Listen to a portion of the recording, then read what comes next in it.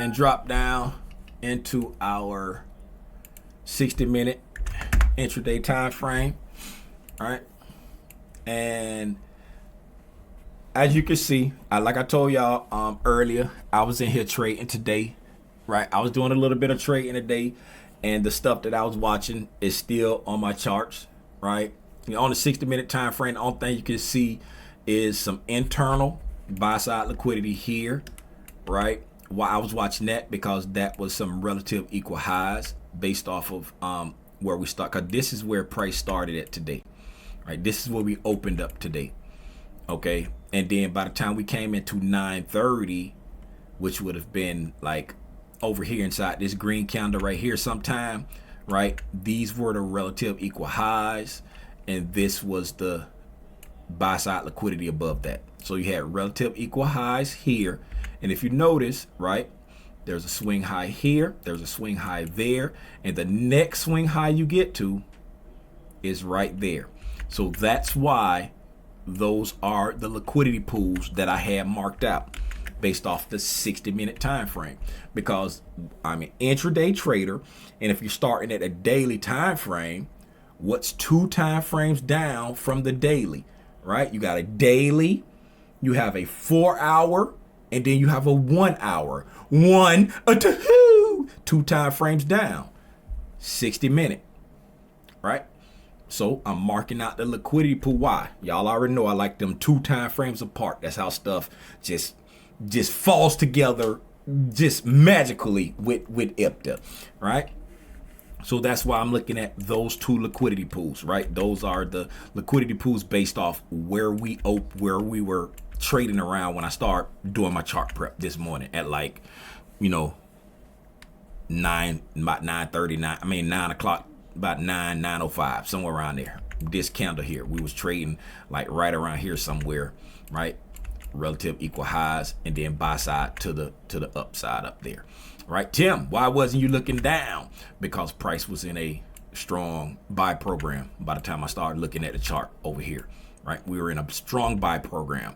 Price hadn't rallied all the way up above the new week opening gap and was already using the new week opening gap as support all night long, all night.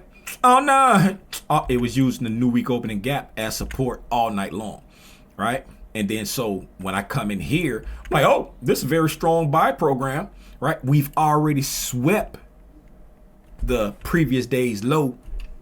We're in a buy program, and we're using a weekly PD array, the new week opening gap, as support, right? Totally defending the lower half, not even getting in the lower half. So I'm not trying to buck the system. I'm looking for targets to the upside, right? Looking for targets to the upside. Well, Tim, why did you mark out that fair value gap right there? Well, let's go look and see. This right here is the first SIBI that was created. That's the first SIBI there that was created in this drop down right there. So what am I always looking for? I'm looking for the first. I'm looking for the first all the time, baby. I'm always looking for that first. All right, why? That first is important.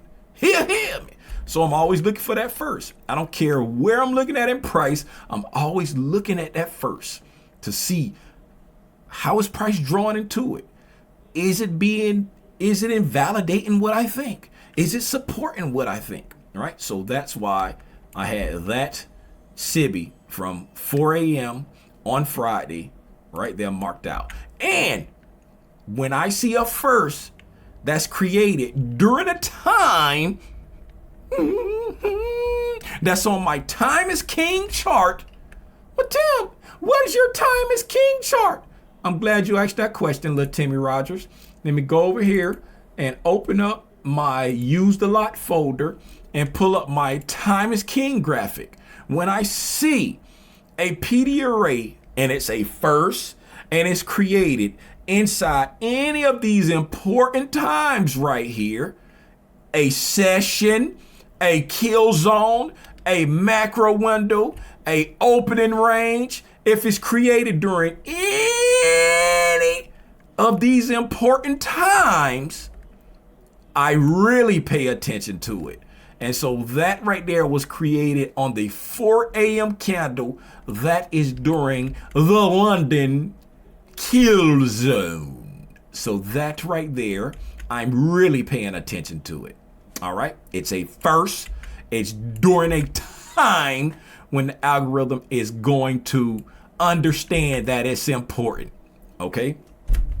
And then we're coming back over here, right inside the New York lunch/afternoon kill zone, and we're interacting with it, right? So during the lunch kill zone, we rallied into it.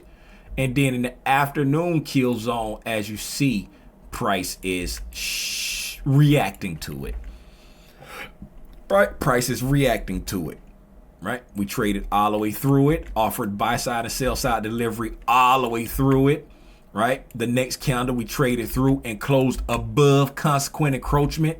The next candle we came down and used consequent encroachment as support to run up there and kiss the buy side liquidity pool that we were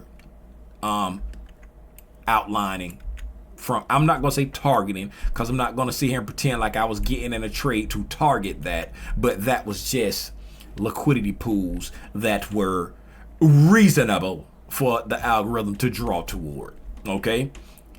And you can see how it used that first.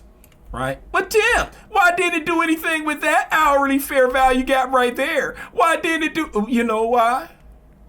Because that one there is the first.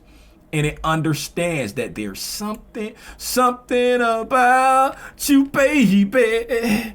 So it just blew right through that PD array, and then it chose you, and it want to say that it's something about you, baby. Let him cook! I said let him cook! I'm asleep. Boy, look here. They gonna ban me.